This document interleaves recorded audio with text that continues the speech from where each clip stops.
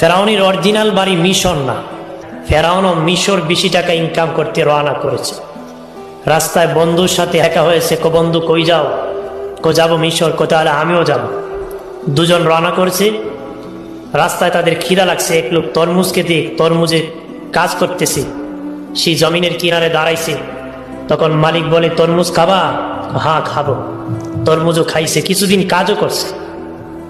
তারপরে মিশরের কবরস্থানের দারোয়ান নিযুক্ত করবে।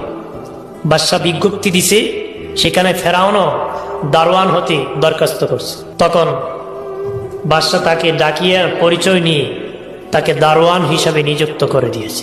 দারোয়ান হওয়ার পরে সে একটা আইন জারি করছে। কি জারি করছে?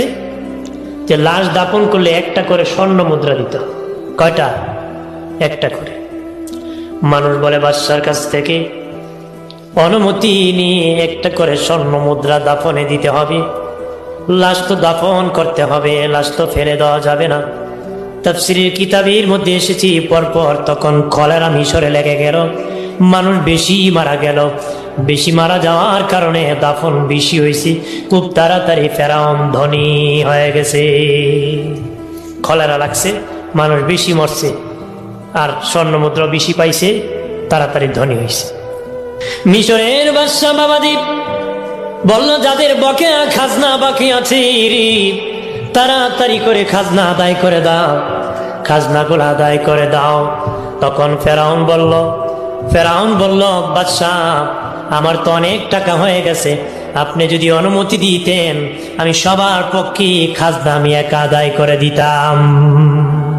সবার পক্ষে থেকে খাজনা আমি একা দিয়ে দিই। বাদশা কয়, ছেলেটা তো খারাপ না, ভালো ইনকাম করছে, কিন্তু জনগণে দিয়ে দিতেছে। জনগণের অন্তরে ঢুকে গেল রে বাবাজি। মানুষ মনে মনে বলে, ওই বেচারা যদি দারোয়ান না হয়ে বাদশা হতো তাহলে তো কিছু কিনে খাওয়া লাগতো না। সে নিজে ইনকাম করে আমাদের খাজনা সে নিজের টাকা আদায় করছে। কিছুদিন পরে মিশরের প্রধানমন্ত্রী মারা গেছে, বাদশা একটা ইলেকশন দিছে। ফেরাউন সেই ইলেকশনে ভোটে দাঁড়ায় গেছে। কে কারে ভোট দিবি কানাকানি দেখে সবাই মিলে কয় ফেরাউন রে ভোট দিবি। বিশাল ভোটে ফেরাউন মিশরের প্রধানমন্ত্রী নিযুক্ত হয়ে গেল। ভাইরা আমার খেয়াল করেন ভালো করে, কিছুদিন পরে মিশরের বাদশা মারা গিয়েছে। ফেরাউন ডাকছে, বাদশা ছাড়া দেশ চলতে পারে না, কাকে বাদশা বানাবো? তারা বলে, আপনি আমাদের বাদশা, যারে খুশি তারে আপনি প্রধানমন্ত্রী বানান। ওই যে বন্ধু হামান গিয়েছিল সাথে, তারা ডাক দিয়া, বন্ধু রে তোর কপাল লাগছে, আমি হলাম মিশরের বাদশা, তুই হলো মিশরের প্রধানমন্ত্রী। আঙ্গুল ফুলে কলা গাছ, আঙ্গুল ফুলে কি কলা গাছ হয়ে গেছে। কইছিল কামলা, দারোয়ান, প্রধানমন্ত্রী, বাদশাহ, কি হয়েছে? আর সাথের বন্ধুরে বানাইছে কি প্রধানমন্ত্রী। এবার দেখি বলে, বন্ধু হামান, এরে বন্ধু, ছিলাম মিশরের কামলা, তারপরে হলাম দারোয়ান, তারপরে প্রধানমন্ত্রী, এখন হয়ে গেলাম বাদশাহ। আর কি বাকি আছে? আরো বাকি আছে। তো কি বাকি আছে? ক্ষুধা হওয়া বাকি আছে। ফেরাউন বলে, ক্ষুধা এত সহজ নয় রে, বললি ক্ষুধা দাবি করা যায় না। আমি ব্যবস্থা করতেছি। বাবাজি, ফেরাউন এত খারাপ ছিল না, তার বন্ধু হামান যত খারাপ ছিল রে। এই জন্য বলেছে, বন্ধু নির্বাচনে ভুল করবা না। বন্ধু নির্বাচনে যদি তুমি বাবাজি, বন্ধু যদি তোমার খারাপ হয়, চরিত্র খারাপ হয়ে যাবে। বিড়িখুরের সাথে বন্ধুত্ব হলে 3 দিন পরে বিড়ি খেতে মনে যাবে। গাঞ্জাখুরের সাথে বন্ধুত্ব হলে কয়েকদিন পরে গাঞ্জা খেতে মনে হবে।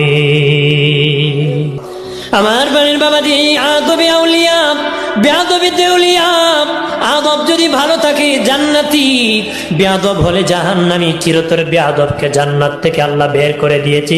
কোন বেয়াদব আল্লাহর জান্নাতে প্রবেশ করতে পারবে না রে। প্রাণের বাবাজি রানী খেয়াল করেন ভালো করিয়া, ফেরাউন খোদা দাবি করি রি, খোদা দাবি করি বাবাজি। তখন সে গণক ঠাকুরদেরকে ডাকছে। বাবাজি, সবচেয়ে যেটার বয়স বেশি দাবিরা, তার বয়স 320 বছর। গনিয়া দেখরে, আমি তো ছিলাম রাকাল, আমি ছিলাম কামলা, আমি ছিলাম দারোয়ান, আমি ছিলাম প্রধানমন্ত্রী, আমি হয়েছি বাদশাহ, এখন খোদা দাবি করি। আমার ভবিষ্যৎ কি আছে? তারা গনিয়া কয়, বাদশাহ খবর ভালো না, আগামী 3 মাসের মধ্যে বনি ইসরাইলে একজন ছেলে আসবে, তার নাম হবে মুসা। ওই মুসার কারণে আপনার প্রাণ, রাজত্ব তো যাবে, প্রাণ যাওয়ার সম্ভাবনা আছে। রাজত্ব তো যাইব, প্রাণও যাওয়ার সম্ভাবনা। ফেরাউন বলে, তাহলে রাজত্ব পেয়ে লাভ কি? লাভ হলো কি? আমি একটা আইন জারি করতে পারি, আগামী 3 মাসের মধ্যে বনি ইসরাইলের যত ছেলে সন্তান জন্মগ্রহণ করবে তাদেরকে তোমরা কেটে কেটে নদীতে ভাসায় দিবা। তবে খবরদার কোন মেয়ে সন্তানকে হত্যা করবা না, কারণ মেয়েদের মধ্যে আমার দুশ্মন নাই, ছেলেদের মধ্যে আমার দুশ্মন। ছেলেদেরকে কেটে কেটে সমুদ্রে ভাসায় দিবা। 3 মাস পর্যন্ত তার জল্লাদ বাহিনীরা বাবাজি শিশু সন্তানের মাথা কেটেছে। আসিয়া বলে, বাদশাহ 80,000 শিশু সন্তানের মায়ের কুল খালি করছে। 80,000 শিশু সন্তানের মায়ের কুল খালি করছি বাদশাহ। এরপরে গণক ঠাকুরদেরকে বলে, দেখো রে আমার দুশ্মন মুসা মরসিনি। তারা বলে, না বাদশাহ, আপনার দুশ্মন মুসা এখনো তার মায়ের কোলে সহি সালামতে আছে। আল্লাহ ভালো রাখলে কেউ মারার ক্ষমতা আছে? আল্লাহ যদি কাউকে সম্মান দেয়, কেউ বেইজ্জতি করার ক্ষমতা আছে?